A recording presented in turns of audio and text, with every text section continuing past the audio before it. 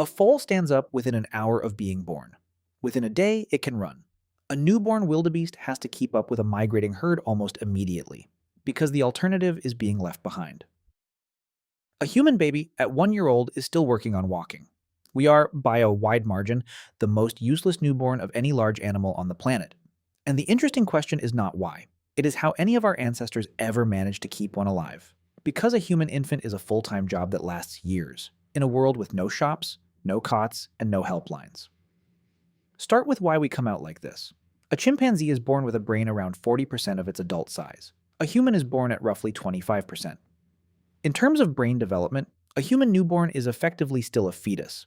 We arrive about a year too early and finish assembling on the outside. The classic explanation is the obstetrical dilemma. Walking upright narrowed the pelvis, brains got bigger, and birth became a compromise. Get the baby out before its head is too large. It is a tidy story, and it has been seriously challenged.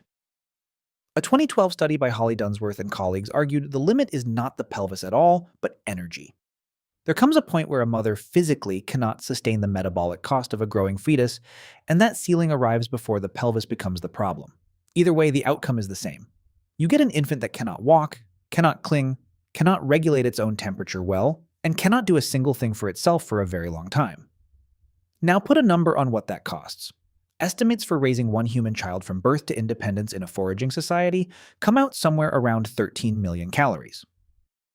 That is food somebody has to find, carry, and process on top of feeding themselves for well over a decade. Here is the thing. A mother cannot produce that alone. It is not a question of effort or devotion, it is arithmetic. A woman foraging while pregnant, nursing, and carrying a toddler cannot gather enough to cover her own needs plus a child's, especially with another one arriving in 3 years. So the whole thing only works if she is not doing it alone. And this is where humans become genuinely strange among apes. We are cooperative breeders. The anthropologist Sarah Blaffer-Hrdy made the case for this at length, and the comparison with our closest relatives is the part that lands. A chimpanzee mother will not let anybody else touch her newborn. Not for weeks, sometimes months. Other females may look, may hover, but the mother does not hand the baby over. Among orangutans, it is even more extreme. The infant is hers, physically, almost continuously, for years. Now, look at humans.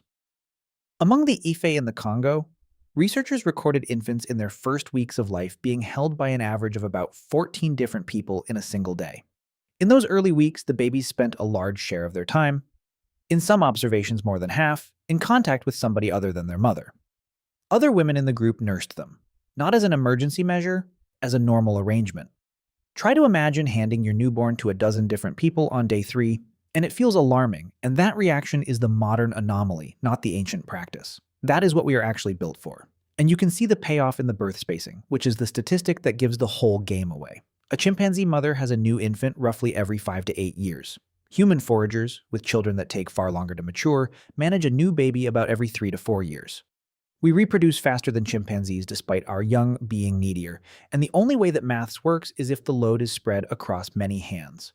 Grandmothers, older siblings, aunts, unrelated women in camp.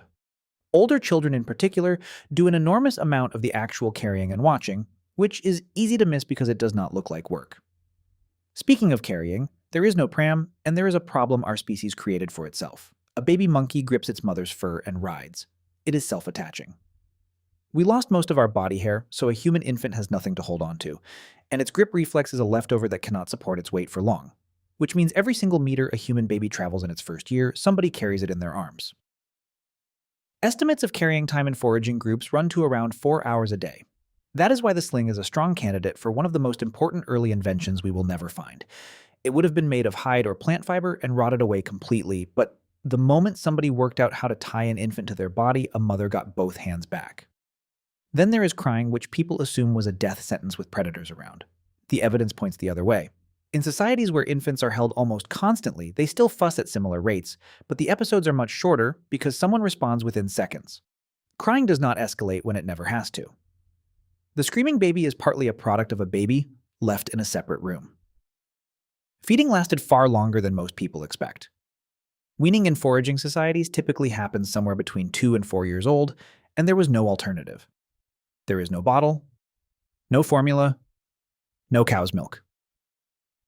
If a mother died and no other woman in camp was nursing, the infant almost certainly did not survive. And then, the part that is hardest for modern parents to hear. Almost nobody taught these children anything.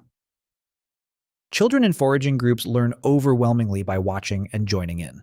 They are given real tools, small versions of the real thing, and allowed to play at the actual work of the group. A 4-year-old with a small digging stick following the women is not being supervised through a lesson. She is present, copying, and gradually getting better, and nobody is directing it. So the answer to how ancient humans raised a baby is that they did not, in the sense we mean it. No single person raised anybody. An infant was passed around a camp all day, fed by more than one woman, carried by children barely bigger than itself, watched by a grandmother, and slowly absorbed how to be a person by being in the middle of everything. The exhausted parent alone at 3 in the morning is not the ancient condition. It is the new one.